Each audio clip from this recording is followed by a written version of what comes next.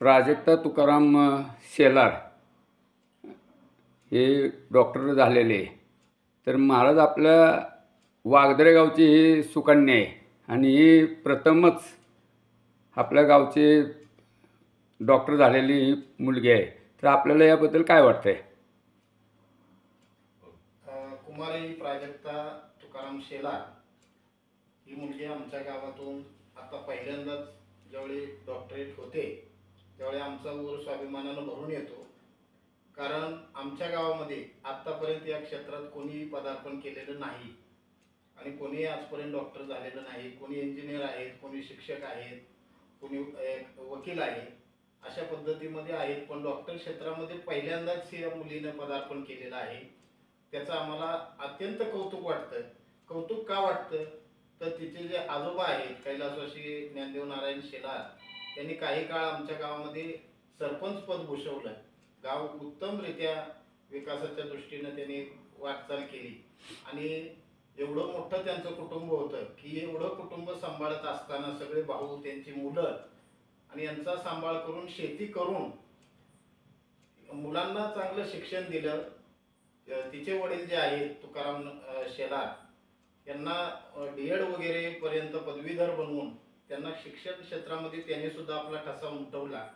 म्हणून त्यांच्या सुनबाई सुद्धा मंगल तुकाराम शेलार या सुद्धा शिक्षण क्षेत्रामध्ये त्यांनी सुद्धा शिक्षकी पेशाने दोघांनी सुद्धा या आपल्या मुलांनी चांगलं उच्च शिक्षित व्हावं, काहीतरी समाजासाठी समाजसेवा करावी आणि समाजसेवेच्या हेतूनच ही मुलगी सुद्धा प्राजक्ता ती सुद्धा इथून पुढे तिची वाटचाल राहील. आणि आम्हाला ग्रामस्थ म्हणून असा खरा अभिमान आहे की आमच्या गावात प्रथमच डॉक्टर होण्याचा मान तिला मिळाला, याचा आम्हाला अतिशय आनंद होत आहे. प्राजक्ता, तू ज्या या क्षेत्राकडे वळली, त्या क्षेत्राकडे वळल्यानंतर आपण डॉक्टरच्या पदवीधरच्या माध्यमातून आपल्याला जो अनुभव आला त्या अनुभवाबद्दल आपण काय बोलू शकते का? म्हणजे मी कर्नाटकमध्ये ॲडमिशन घेतलं अंकलीला. पण तिथं जरा भाषेचा प्रॉब्लेमच होता आधी. तिथं कन्नड बोलतात, मग पेशंटला विचारताना पण कन्नड लँग्वेज म्हणजे लँग्वेजचा प्रॉब्लेम व्हायचा. मग हळूहळू त्यांची लँग्वेज शिकली थोडी थोडी. म्हणजे ते प्रश्न काय विचारायचे त्यांना, मग ते काय उत्तर देतात, ते सगळं कन्नड माझ्या रूममेट होत्या काय काय त्यांच्याकडून मी कन्नड भाषा शिकून घेतली. आणि मग म्हणजे संवाद साधता आला पाहिजे ना डॉक्टरला, निदान कसं करणार त्याशिवाय. मग त्यामुळे ते जरा एक चॅलेंजिंग होतं की दुसरी भाषा शिकणं, पण आता जमतं मला ते.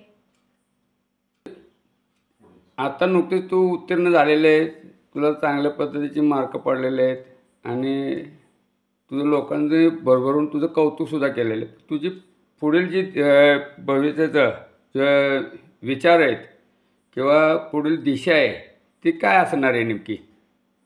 आता इंटर्नशिप आहे, त्यामुळे आता जे नॉलेज आता मी एवढं घेतलंय 4 वर्ष 4.5 वर्ष ते पेशंटवर अप्लाय करायचं. म्हणजे ते त्याच्यावरच आता माझा जास्त फोकस असेल की जास्त चांगल्या पद्धतीने मी निदान करून म्हणजे बाकी माणसांना बरं करू शकेन, डिसीज बाकीच्यांचे असं.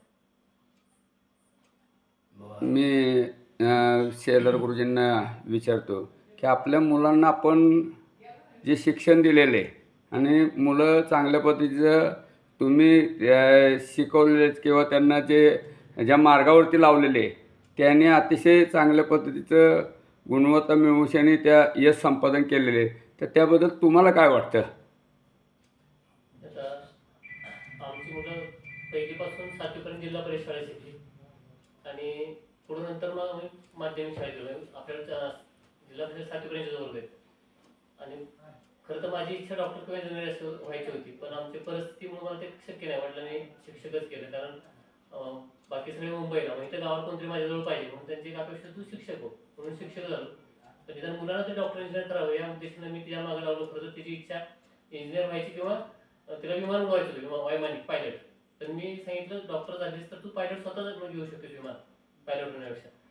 आणि मीच माझी एक इच्छा तिच्यावर लागली थोडक्यात आणि तिला आज ती डॉक्टर झाली, तिने माझी इच्छा पूर्ण केली. मी मॅडमला सुद्धा विचारणा करतो की तुम्ही दोघेजण शिक्षक आहात.